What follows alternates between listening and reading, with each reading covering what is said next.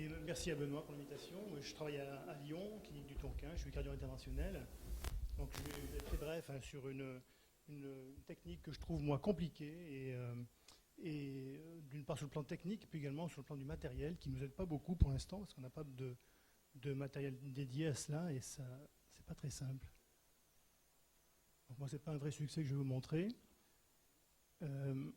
C'est une dame qui a été opérée il y a très longtemps d'un double remplacement valvulaire, double fuite.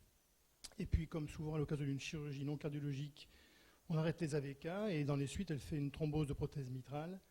Elle est reprise pour un RVM Redux. Elle va bien pendant 10 ans.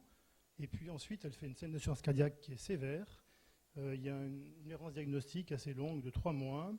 Et on va la récupérer dans un état assez catastrophique, avec rapidement transfert en réa, bas débit, intubé, enfin vraiment un état très très mauvais. Au bout de quelques jours, nos collègues réanimateurs qui sont très forts la remettent un tout petit peu en route et ils nous demandent de fermer une fuite paraprothétique qui nous paraît importante et qui était importante puisqu'elle était responsable de cette défaillance cardiaque très sévère. Il ne fallait pas être clair pour s'en rendre compte. Voilà. Donc nous, on part avec c'est une patiente qui a une prothèse aortique. On part sur un transseptal. On aurait pu discuter la transapicale. On fait un transseptal pour notre part qui est maintenant presque toujours aidé par le bistouri. C'est facile de positionner où on veut. Donc on met l'aiguille contre le septum et par la suite, on passe très très facilement. Voilà, je vais arrêter l'image là où on veut passer. On met 2 guides systématiquement, on utilise toujours l'Agilis et une petite JR4, un guide, comme disait Benoît, un guide souple, terrumeau droit, et notre échographiste nous guide avec le 3D. Excusez-moi, les images ne passent pas comme je le souhaite. Et voilà, celle-là. OK. Donc voilà une première prothèse qui va être essayée, qui est une prothèse de CIA. Cette fuite, elle démarre au pied de l'auricule, elle va assez loin en croissant, pratiquement sur une hémi-circonférence. Et je vais arrêter l'image. Voilà, et elle va bloquer les LED, comme vous le voyez, assez facilement.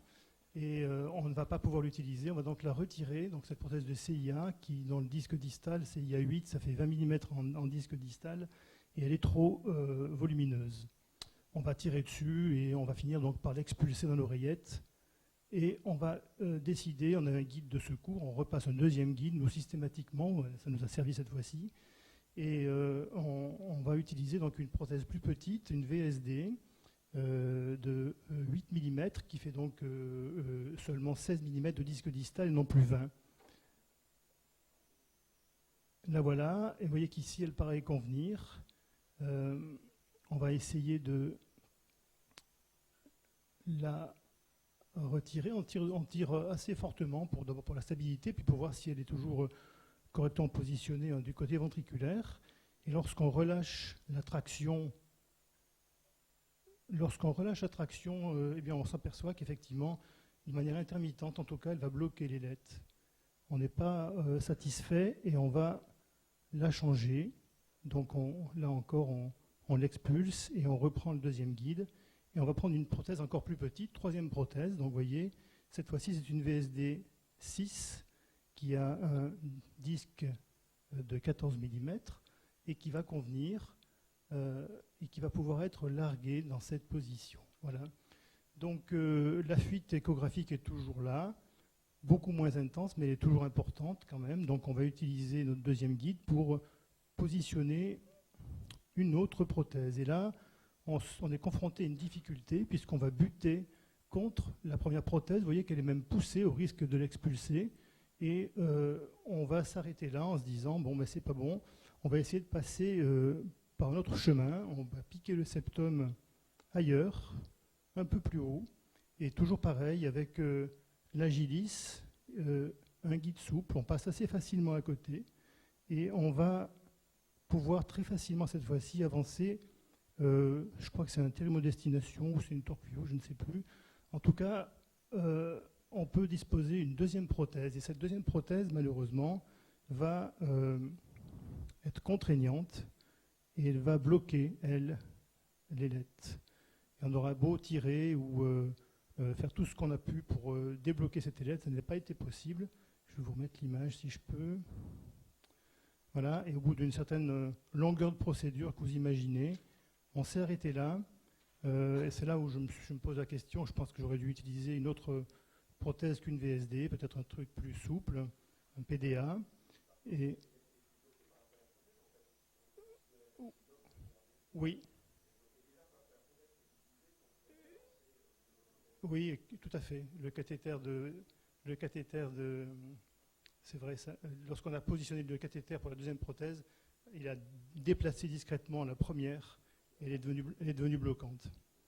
Euh, voilà, donc c'est juste pour vous dire que nous, on a été, voilà, on avait mesuré 6 mm de largeur, en fait, c'était très semi-lunaire. Ça partait du pied de l'auricule, ça partait en arrière.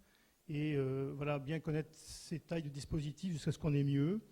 Moi, on en a fait quelques-unes après, et parfois avec des PDA. Je trouve l'avantage, c'est qu'ils ont des hauteurs différentes et ils sont moins contraignants, ils ont des disques plus petits. Et il me semble intéressant, non pas que pour les fuites cylindriques, en tout cas même pour les autres peut-être.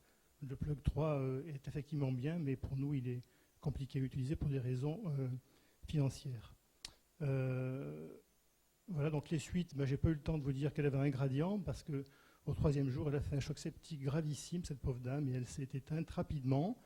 Néanmoins, dans les 24 heures qui ont suivi, la fuite avait nettement régressé, et elle avait pu être sevrée de ses drogues, et on était assez satisfaits, en tout cas, pour le premier jour. Voilà, je vous remercie.